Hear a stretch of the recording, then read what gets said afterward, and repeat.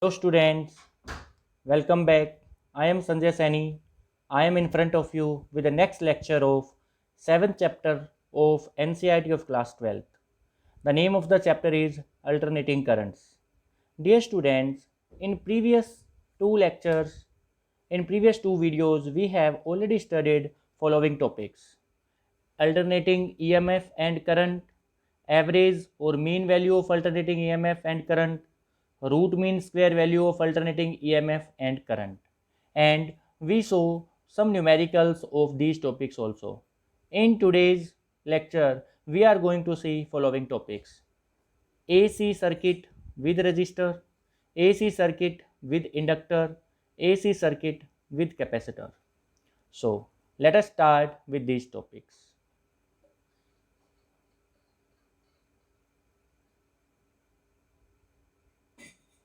Yes, students, we have the topic AC circuit with a pure resistor.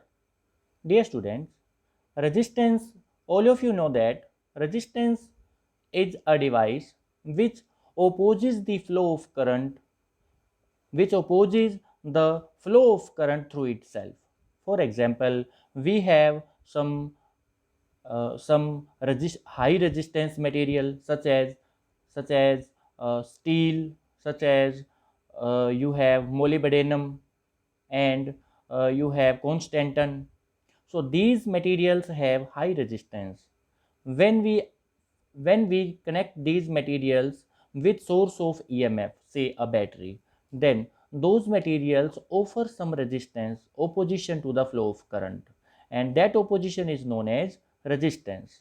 Current does not flow easily. Current always experience some kind of opposition offered by such material, and those materials are known as resistor. Those materials are resistor, and the resistance opposition offered by that material, opposition offered by that resistor, is known as resistance. Okay, students, now we have a resistor. Say this is a resistor. It may be a carbon resistor or wire wound resistor or any other resistor, and this is connected with a source of alternating EMF. Means we have connected with the source of alternating voltage. Now what happens when this alternating EMF is connected across the ends of the resistor? Then current start flowing in the circuit, and that current is also alternating. Why? Because we know that current in a circuit is given by I is equal to EMF divided by resistance. Now here we have EMF E is equal to E naught sine omega t. It means EMF is changing with respect to time, and when it is divided by resistance R, then we obtain a quantity known as current, and that current is also varying with respect to time, because if I replace this E naught by R with a maximum value of current I naught, then the expression for current becomes I equals I naught sine omega t. You can see that we applied alternating EMF E equals E naught sine omega t, and we obtained current in the circuit I equals I naught sine omega t. So both of these quantities are dependent upon sine of angle omega t. So both of these are alternating quantities, and these are changing alternatively with respect to time. So let us see. Suppose E applied EMF is E naught sine omega t, and current is always equal to potential difference divided by resistance R. Then in that case current becomes equal to E naught divided by R into sine omega t. So E naught by R is E naught by R. This quantity has the dimensions of current, because on left hand side we have current I, then on right hand side also we must have the dimensions of current. Sin omega t does not have any dimension. Therefore, the E naught by R must definitely have the dimensions of current. So, E naught by R is the peak value of current I. Peak value of current. Say this is denoted by maximum current I naught. Then in that case, I becomes equal to I naught sine omega t. EMF and current are in same phase. Dear students, you can see that the phase angle of EMF is omega t. You can see from this expression that what is the phase angle of EMF? It is omega t. This is phase angle of EMF. Say the phase angle of EMF at time t is phi 1, and you have seen the expression of current also. What is the phase angle of alternating current in the circuit? It is also omega t. Let the phase angle of alternating current at time t is phi 2, and it is also equal to omega t. Then you can see that both EMF and the current are varying in same phase. They have the same value of phase angle. Voltage itself has the phase angle omega t, and current also has the phase angle of omega t. So both the physical quantities have same phase angles. Therefore we have written here that current and EMF are in same phase. Dear students, this angle with the trigonometry ratio sign, this angle omega t is the phase angle. Here the phase angle is omega t, and here also the phase angle is omega t. Therefore there is no difference. So if we plot a graph showing variation of EMF and current, you can see that if we apply an EMF, E is equal to E naught sin omega t, that is changing sinusoidally, then the current is also changing in the same fashion. Current is also dependent upon sine. So on x-axis we have taken that on x-axis the time and phase angles are represented. Phase angle theta is equal to omega t. Say these are different values are taken, pi by 2, pi 3, pi by 2, 2 pi, 5 pi by 2, and so on. And corresponding the value of times are t by 4, t by 2, 3t by 4. Let me tell you that here capital T is time period. Capital T is time period of one cycle. One cycle means it is that time period in which alternating EMF or alternating current completes its one cycle. So that is time period. And how is it related with angular frequency? Capital T is equal to omega. This is equal to 2 pi divided by omega. Capital T time period and angular frequency omega, these are related with this expression. T is equal to 2 pi divided by omega. And also we have a relation theta is equal to omega t, means phase angle is equal to omega t. We have seen here that phase angle theta is equal to omega t. So when phase angle is pi by 2, in that the time is t by 4. Using this relation, theta is equal to omega t, using this expression, and using omega is equal to 2 pi upon capital T, using this omega is equal to 2 pi by capital T. Now you put the value of theta here. Suppose you put the value of theta pi, then if you put pi by 2, suppose you put pi by 2 here, then what happens? Then small t time becomes equal to t by 4. How? Pi cancel with pi, and t comes to numerator and 2 comes to denominator, and it becomes t upon 4. Using this expression, theta is equal to omega t, you can find the corresponding values of time periods when the phase angles are pi by 2, pi 3, pi by 2, and so on. So let us plot the graph now. First, if we plot the graph of EMF, this blue one is the graph for EMF. Blue one. Variation of EMF, alternating EMF with respect to time or with respect to phase angle omega t is represented by the blue graph, this graph. And you can see that it is a sine curve. At time is equal to 0, sine theta is always 0. When time increases, then this is a curve representing the sine function. Okay, because we have seen that E is equal to E naught sine omega t. This is dependent upon sine.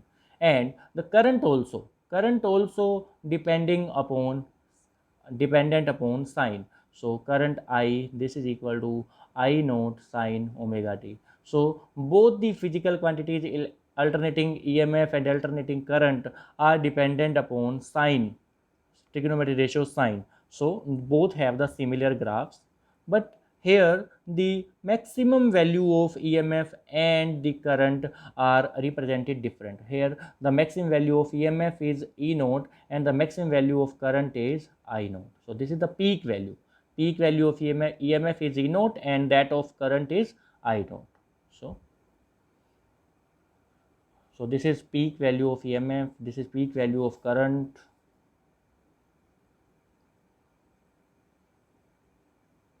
Okay, dear students, now we have phasor diagram. This is a phasor diagram. Phasor diagram. Now, before understanding the phasor diagram, let us first know what do you mean by a phasor? Actually, phasor is a straight line. Phasor is a vector starting from the origin. This is a vector which is used to represent the magnitude and phase angle of a physical quantity. Means it is a vector. If it is a vector, then definitely it is represented by a straight line, and if it is a vector, then its length is represents the magnitude of the vector, and its angular position represents the direction or phase angle of that vector. So here we have we want to draw phasors for two physical quantities. One is EMF and other is current. So EMF has the magnitude of E naught and the phase angle omega t. So if along x-axis, if I take that theta is equal to 0, means if along x-axis omega t is equal to 0 and this much angle is theta is equal to omega t, this much angle is omega t, then both the phasors of current and alternating current need to be represented along same direction at same angle, because both have the same phase angle. Therefore we represented the phasors for EMF. This blue one is the phasor for EMF and red one is the phasor for current. So both are in same direction. Why? Because both have same phase angle. Both have different magnitudes, because they have different magnitudes. The amplitude of EMF is E naught, that much length is E naught, and the amplitude of current is I naught, means that much length is I naught. So these are phasor diagrams. Okay, now let us move to next. Okay, this was your case when AC is alternating EMF is applied through a pure resistance. Dear students, we have one more important term related with AC through a pure resistance. Dear students, if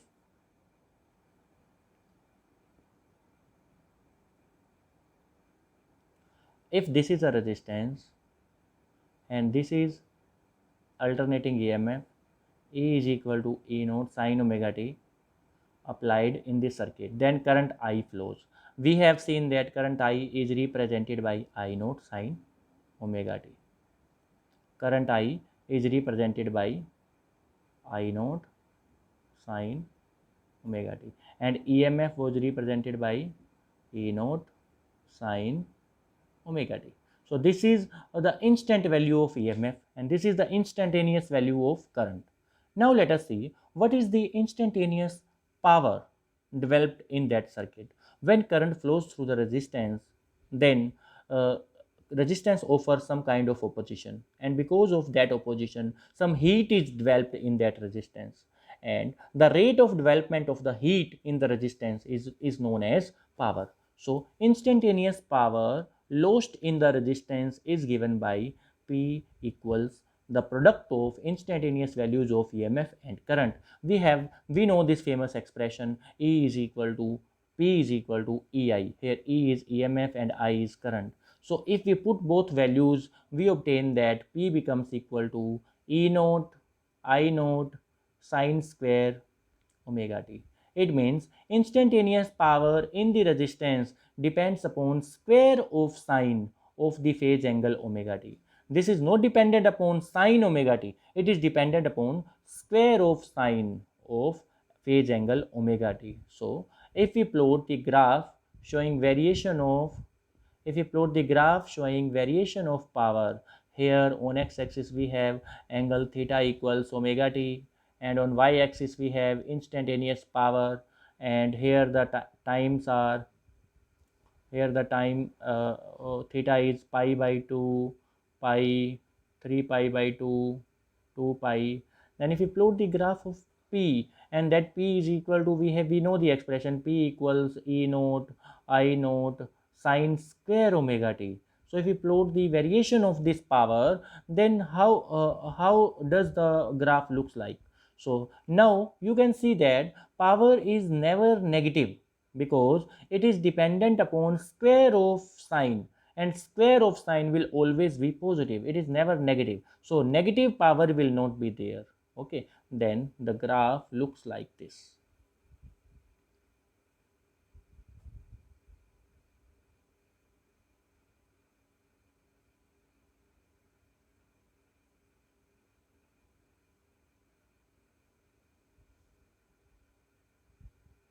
Sorry, it is maximum at pi by 2 and 0 at pi. So graph looks like this: maximum at pi by 2, 0 at pi, then again maximum at 3 pi by 2, and 0 at 2 pi, again maximum and 0. So the power is maximum when the phase angle is pi by 2, 3 pi by 2, 5 pi by 2, and the power has 0 value when the phase angle is integral multiple of pi.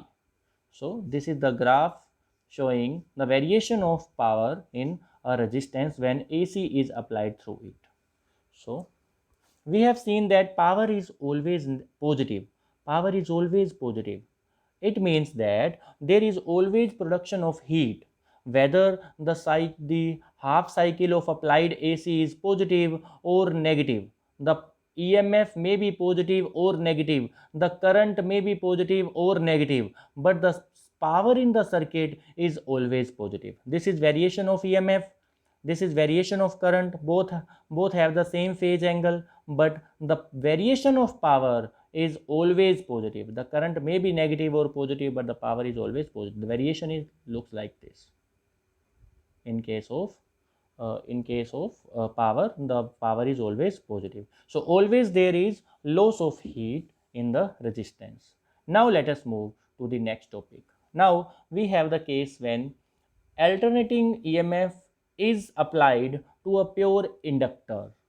Now, before reading this topic, let us first know what is a pure inductor. What do we mean by an inductor? Dear students, inductor is a coil. Inductor is a coil which ideally has zero resistance. A coil whose resistance is ideally zero, means it does not have any resistance, and it has self-inductance, and self-inductance of that coil is given by L equals mu naught n square A L. This is A divided by L. So no, this is n square A L. So this is the expression for self-inductance of a pure inductor. So pure inductor is what? It has zero resistance, and it has inductance this much, and it has closely wound coils. The turns are closely wound. These turns are very close to each other. This turn and this turn are very close to each other and are perfectly insulated. Insulated means the wire of this turn is directly not in contact with the wire of this turn. So these turns are not in direct metal to metal contact, they have some kind of insulation in between them. Okay, then these are perfectly insulated and made up of a very low resistance device, so that ideally it has zero resistance, and inductance, self inductance is given by this expression. Such a coil is known as pure inductor. So this is a pure inductor. It is connected with the source of alternating EMF, E equals E naught sine omega t. And now we know that this alternating EMF is when connected to this inductor, then some kind of current start flowing through this circuit. Current flows through this circuit I, and that current I is also changing because the EMF is changing. Because the EMF is changing, then definitely the current would be changing. And when we know that when changing current flows through an inductor, this is an inductor, means a coil. When changing current flows through it, then an EMF is developed across its ends. Some EMF is developed across its ends, and that EMF is given by, induced EMF in this inductor is given by minus L di by dt, that you have studied in 6th chapter, in your previous chapter. So when we apply this alternating voltage, alternating EMF, current start flowing in the circuit. That current is also changing. Why? Because the EMF is changing, and changing current is when flows through the coil, then an EMF is induced across the ends, and induced EMF is equal to minus L di by dt. Now we have two EMFs in the circuit. One is the applied EMF E naught sin omega t, and other is the induced EMF minus L di by dt. So if we have two EMFs, then their sum will definitely will be equal to 0. So what is the sum of these two EMFs? In order to maintain the flow of current, the applied EMF must be equal and opposite to the induced EMF. Means L is equal E equals L di by dt. Or you can say that you can understand in this way also. If this is applied and this is induced EMF, then the sum of these two EMFs in the circuit is 0. Sum of these two EMFs means sum of applied EMF and induced EMF minus L di by dt is equals to 0. So if you take that minus L di by dt to right side, then it becomes positive. So we obtain this expression E equals L di by dt. Putting the value of E here, E naught sin omega t equals L di by dt. Now solving for the value of current, we obtain di by dt, or di equals E naught over L sin omega t dt. We obtain this. So the change in current is given by this expression. So to obtain the value of current, instantaneous current, we can integrate this expression with respect to both sides. If we integrate this expression, then on left side we obtain the instantaneous value of current, and on right side we obtain E naught by L minus cos omega t. So let us integrate. So upon integration, I becomes equal to E naught by L, and integration of sin omega t, it is minus cos omega t divided by omega. So I becomes equal to E naught. So let me solve this integration for you. I equals integration of E naught by L sin omega t dt. You can take E naught by L outside from the sign of integration. Integration of sin omega t dt, and the integration of sin omega t dt, it is minus cos omega t upon omega. So it is minus E naught by L cos omega t. So this is written here, minus E naught by L cos E naught upon L omega cos omega t. So this is the value of instantaneous current. So you obtain the instantaneous value of current as minus E naught upon L omega cos omega t. So you can see from this expression that instantaneous value of current depends upon cosine of phase angle omega t. EMF is dependent upon sine of angle omega t, but the current is dependent upon negative cosine of cos omega t. So from you can convert this cos omega t into sine also. That cos omega t can be converted into sine also by this expression. You can convert into sine using this. You replace cos omega t by sine omega t pi by 2 minus omega t. This is E naught over L omega. And when you take this negative sign to inside, then omega t becomes positive, and pi by 2 becomes negative, and you can obtain this expression. I becomes equal to E naught by L omega sin omega t minus pi by 2. And if we replace E naught by L omega by maximum current I naught, then this expression is obtained. I equals I naught sin omega t minus pi by 2. So here E naught upon L omega, this is replaced by maximum current I naught. This is maximum. Why we are doing that? Why we are replacing this quantity with the maximum current I naught? Because we can see that on this expression, on left hand side we have current I, on right hand side we have this much. Cos omega t does not have any dimension, therefore this quantity E naught by L omega must have the same dimension of current. Therefore if this is current, then this is also current. So we know that maximum value of cos omega t is 1. So when cos omega t is 1, then in that case I becomes equal to E naught by L omega, means then maximum current becomes equal to E naught upon L omega. It means E naught by L omega is maximum value of current. So we can replace it by I naught. So this is the expression for instantaneous current. Here I naught peak current is equal to E naught over L omega.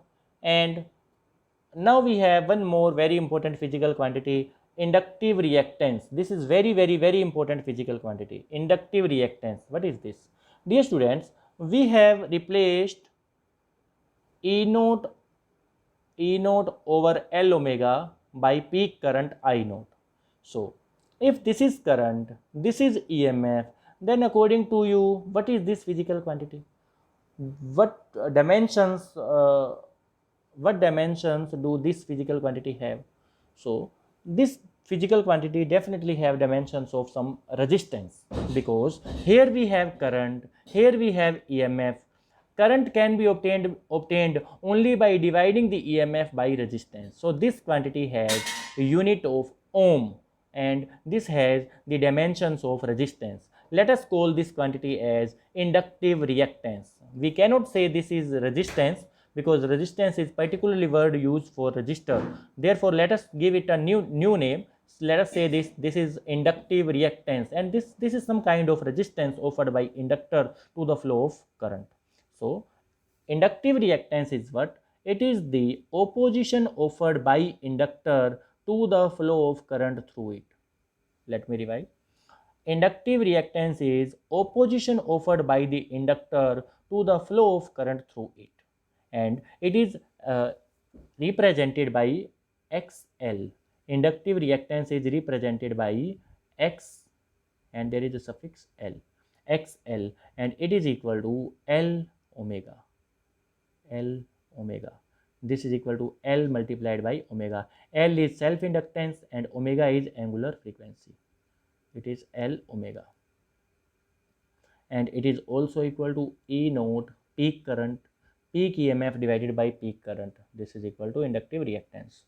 So again, let me tell you the definition. Inductive reactance is the effective opposition offered by an inductor to the flow of current through it. It is represented by XL, and it is equal to XL equals E naught over I naught, and its value is equal to L omega. Here L is inductive L is the inductance, and omega is angular frequency of the applied AC.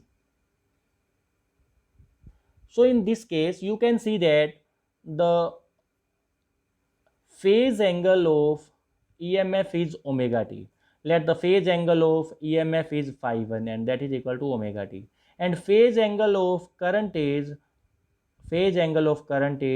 omega t minus pi by 2. So if you compare these two, you can see that phase angle of current is less than the phase angle of EMF, and the difference is pi by 2. So you can say that current lags behind EMF by pi by 2 radian, means the phase angle of current is pi by 2 less than the phase angle of EMF.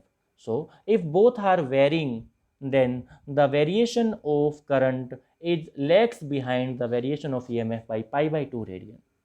Okay. So let us see the graphs, waveforms. The blue one is waveform of alternating EMF applied, and it is dependent upon sine, therefore it has the graph of sine. And the red one is the graph for variation of current.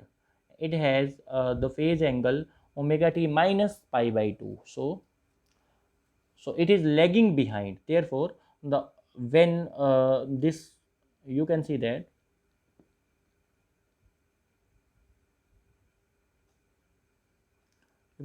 if we talk about the phase angles of EMF and current.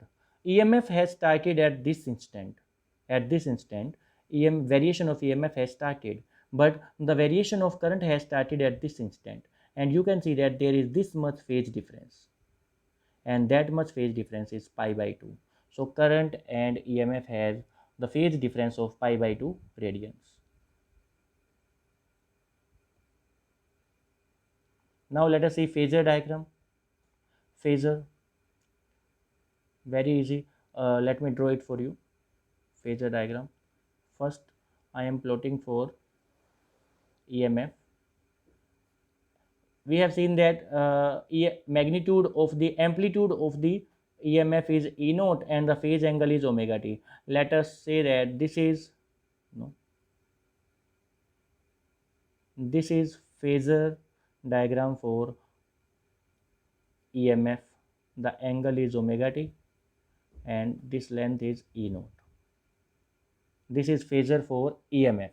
Now the phasor for current, it is 90° behind the phasor for EMF.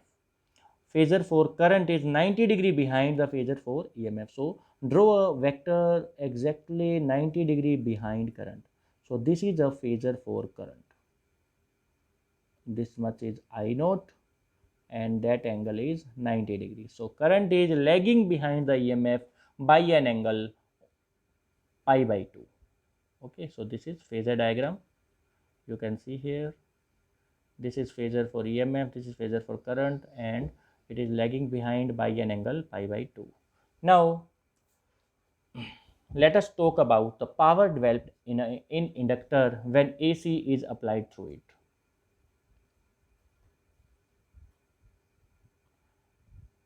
This is inductor. This is connected with source of alternating EMF,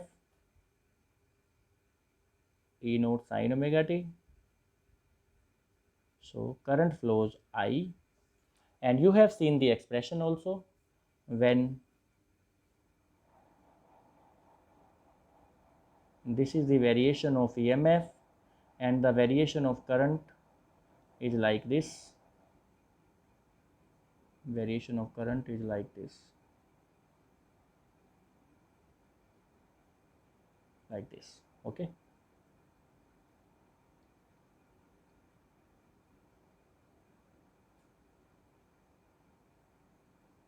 Okay. You can see that when EMF, so instantaneous power, what is instantaneous power? This is product of instantaneous values of EMF and current. So when EMF is positive, during that time current is negative. So between 0 to pi by 2, EMF is positive but current is negative. Therefore, their product is negative. So if I represent the power along this curve, along this graph, if I represent the power here, so between 0 to pi by 2, the power is negative because EMF is positive but current is negative. Their product is negative. So the graph is like this. And between pi by 2 to pi, both current and EMFs are positive. Therefore, their product is also positive. Now, between pi to 3 pi by 2, EMF is negative but current is positive. Therefore, their product is negative. So, instantaneous power is also negative. And between 3 pi by 2 to 2 pi, both are negative. Current is negative and EMF is negative. Therefore, their product of negative and negative is positive. So you can see that instantaneous power is negative, then positive, then negative, then positive. It is also alternating quantity. So if we see the average power over one cycle of applied AC, what is the average power? Then definitely it is equal to 0, because for one cycle the power is 2 times positive and 2 times the power is negative. So if we take the average value of power for one complete cycle, then it becomes 0. Okay, so average power is 0, it means that no energy is consumed in flowing in maintaining the alternating current through a pure inductor. No energy is consumed, no power is lost.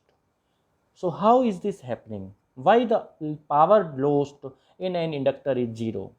You can see that here the power is negative and then the power is positive. When power is positive, in that case, power is stored in inductor in the form of magnetic energy. And when power is negative, in that case the power is lost by the inductor. It means once it is positive power and then it is negative, means once the inductor is storing the energy in the form of magnetic energy, half L I naught square you have earlier seen. Once it is storing the energy, then it is releasing the energy, again it is storing the energy, then again it releases the energy. Therefore the average power in one half cycle always becomes zero.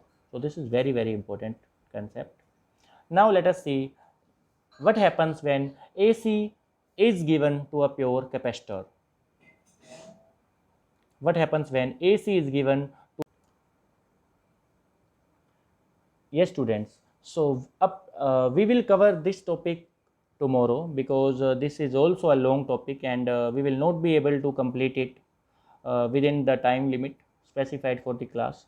Dear students, in today's lecture we have studied the behavior of a pure resistor when AC is applied to it, and we have seen that what is the behavior of a pure inductor when AC is applied to it. We saw the phasor diagrams of EMF and current in both the cases, and we saw the waveforms of alternating EMF and alternating current as well as the instantaneous power in pure resistor and pure inductor. So dear students, these are very very important topics. These are very important for CBSE exams as well as competition point of view. So you prepare notes by watching the video, and also you study from your NCERT books. You can take help from your reference books also, so that nothing is left regarding these topics. So you revise these topics again and again, and if you are finding any problem regarding these topics, then you can ask me in the live Google Meet class, which we will take soon after this lecture. So dear students, you keep on watching videos and keep on making notes. So stay home, stay safe. Thank you very much.